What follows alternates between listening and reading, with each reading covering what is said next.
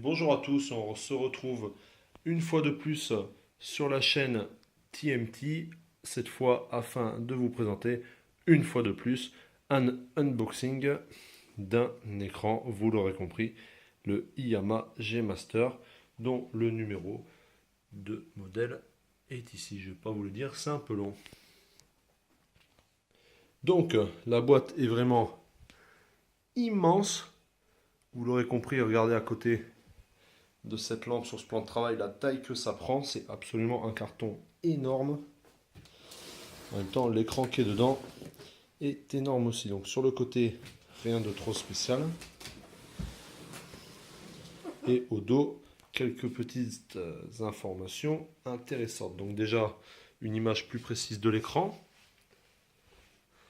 Donc où on peut voir un petit peu le pied qu'il a, le cadre, etc. Et là, on voit surtout les informations. Donc 28 pouces, 1 milliseconde de temps de réponse, 4K, HDMI, DisplayPort, hub USB, etc. etc. Et de l'autre côté, les étiquettes simplement. Donc on va l'ouvrir ensemble et découvrir le contenu, la tête qu'il a. Et bien sûr, je vous mettrai des photos une fois branché à un PC, ce que ça donne. Donc je vais ouvrir le dessus et je reprends juste après. Allez, donc sur le dessus, nous avons bien sûr du polystyrène de protection. Et immédiatement, on a accès à des câbles. Donc là, on a a priori le câble d'alimentation, qui est une prise standard. Voilà. Comme pour la plupart des écrans ou également les alimes de tour. On a ici un câble HDMI mal qui est fourni. Ils ne disent pas la longueur. On a ensuite un câble DisplayPort et ça c'est super cool, mal aussi. On a ensuite un câble USB et encore du DisplayPort vers du mini DisplayPort, donc pour brancher ordi portable et compagnie. Et ensuite un autre petit sachet qui est scotché, qui est de la visserie. Donc ce qui nous fait quand même un bon bundle de câbles, visserie inclus. Voilà. Donc je vais voir si je peux enlever ces premiers polystyrène comme ça. A priori oui. Et on découvre immédiatement à l'intérieur l'écran. Là on a le pied qui fait vraiment son poids. En même temps, vous allez me dire, c'est normal, il faut supporter un écran aussi gros. Voilà, donc le dessous entièrement en aluminium. Il est vraiment, il fait son poids, presque on pourrait le peser. Et ensuite, on a l'écran directement. Donc je vais vous poser également, sortir l'écran et on va voir ça. Et voilà, l'ensemble sorti du carton. Donc à l'intérieur, on avait un câble jack et les safety, l'étiquette d'énergie. Donc on peut voir que c'est un classe B qui consomme 42 watts, 61 kWh à l'année, diagonale de 71 cm pour 28 pouces. Voilà, et donc on a le mastodonte ici et dont il faut mettre le pied. Alors déjà ça a priori ça pivote. Je dirais même qu'il y a un ressort parce qu'il revient assez facilement. Allez, donc on va sortir le pied de son étui. On va le présenter à mon avis, c'est plutôt dans ce sens. Donc on voit là, il y a les 3 encoches pour les vis et là aussi. Donc, ce qui nous fait dans ce sens. Voilà. Et au niveau de la visserie, ce sont ces trois-là alors. Hein.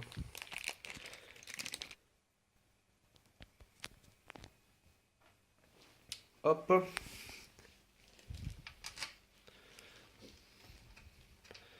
Alors excusez-moi pour le tremblement, je tiens d'une main, donc c'est pas évident.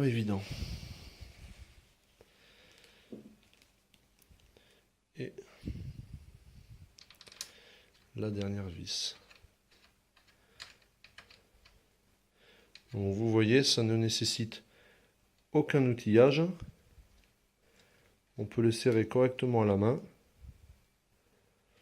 Et a priori, les pas de vis sont aussi en métal. Donc c'est une bonne chose. On ne vise pas dans du plastique. C'est de bien meilleure facture. Hop. Et voilà, notre pied semble solidement fixé. Donc ça, on peut voir que c'est un axe.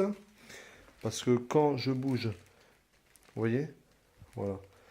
Donc là, je vais le mettre bien au centre. Et je vais lever l'écran pour qu'on puisse le voir de dos et enlever le plastique. Et voilà, donc on va même enlever le plastique ensemble.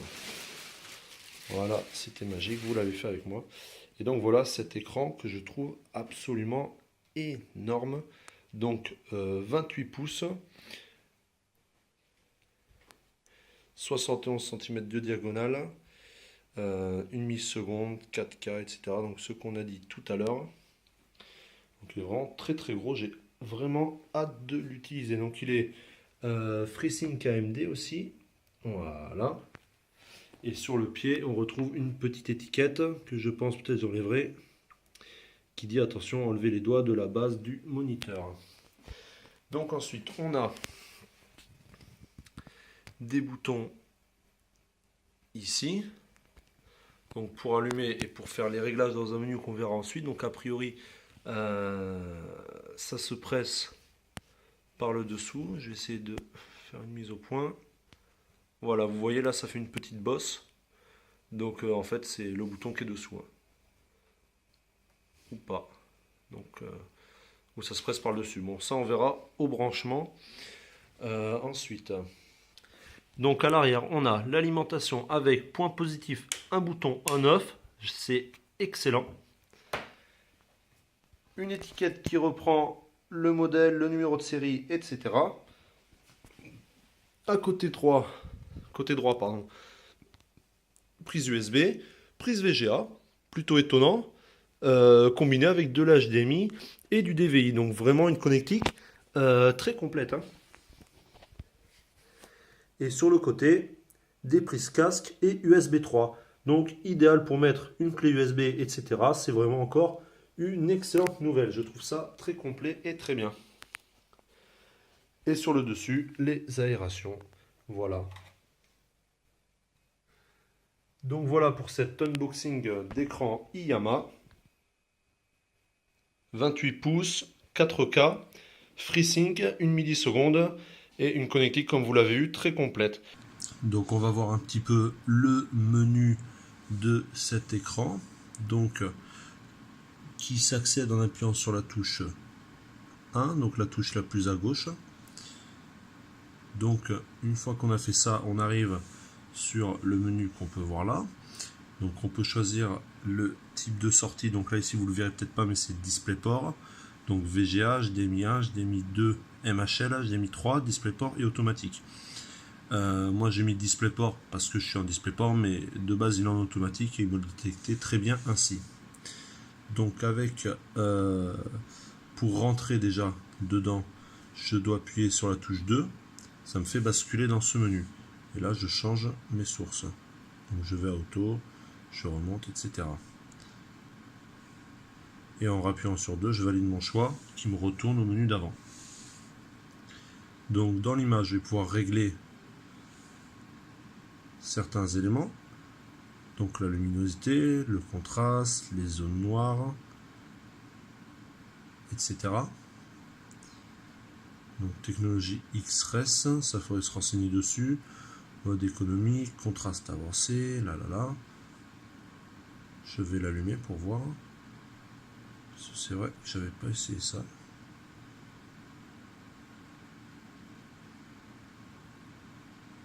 Ah, ça m'a enlevé la luminosité, ça m'a laissé que le contraste. Enfin, on va voir. Donc je rappuie sur 1 pour revenir en arrière. Alors là, il y a PIP, PBP. Donc j'ai pas accès. Là ici, j'ai le volume de l'écran. Donc, dont je m'en fiche parce que je veux pas sortir le son par l'écran. Donc moi j'ai mis muet sur allumé, comme ça le son ne sort pas. Et entrée audio, il est sur DisplayPort, mais on peut changer en line in. Ensuite, ici on peut régler les couleurs. Donc chaude, normale, froide ou couleur utilisateur. Donc moi j'ai mis couleur utilisateur parce que j'avais trouvé un tutoriel sur internet où ils avaient réglé, hop là, où ils avaient donc donné les réglages suivants suite à des mesures qu'ils avaient effectuées. Donc du coup j'ai mis les réglages qu'ils proposaient eux, qui se sont avérés d'ailleurs plus fidèles, j'ai trouvé, je suis pas un expert en écran, que le réglage d'origine. Donc ensuite on a la langue, les langues plutôt, donc il y en a un bon paquet, c'est bien pour un menu d'écran. Donc moi j'ai bien sûr mis notre chère langue nationale. Ensuite il y a les réglages de l'OSD, donc de ce menu. On peut choisir combien de temps il va rester affiché. Donc moi j'ai mis le temps le plus long parce que au bout de 2 minutes de navigation ça m'avait saoulé de voir qu'il s'éteignait tout le temps. Donc on peut choisir sa position et choisir arrière-plan OSD, je ne sais pas ce que c'est, on va voir. Ah, c'est bien cool, c'est la transparence. Donc là c'est à éteindre, donc totalement opaque. Je vais le mettre à, si j'arrive à remonter,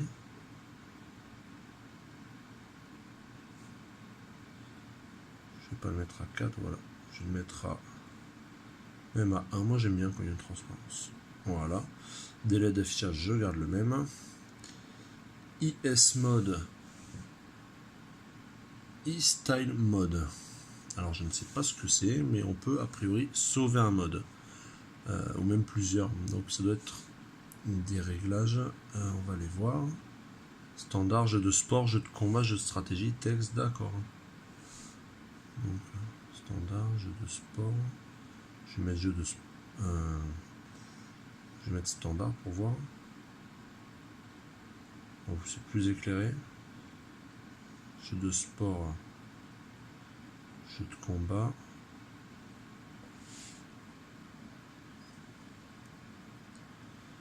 Jeu de combat.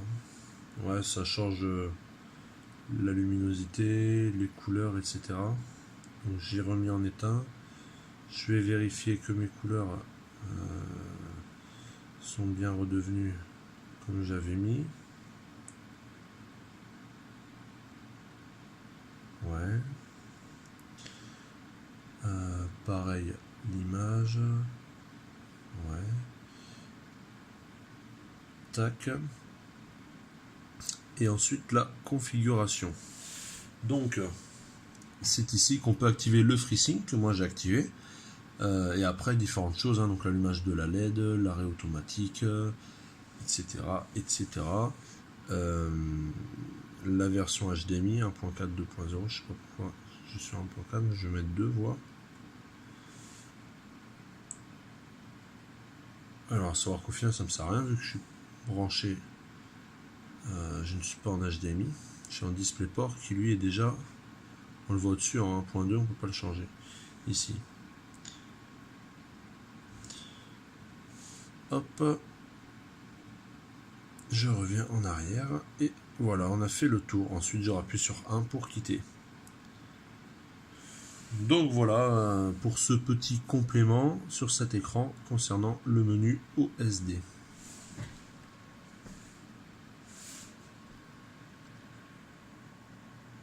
Donc je vous invite à partager, à liker et à commenter cette vidéo et bien sûr à me poser toutes vos questions. J'y répondrai dès que possible et bien sûr je vais mettre des photos sur la page Facebook et également après des vidéos faites en jeu avec ce petit bijou. Voilà, merci à tous.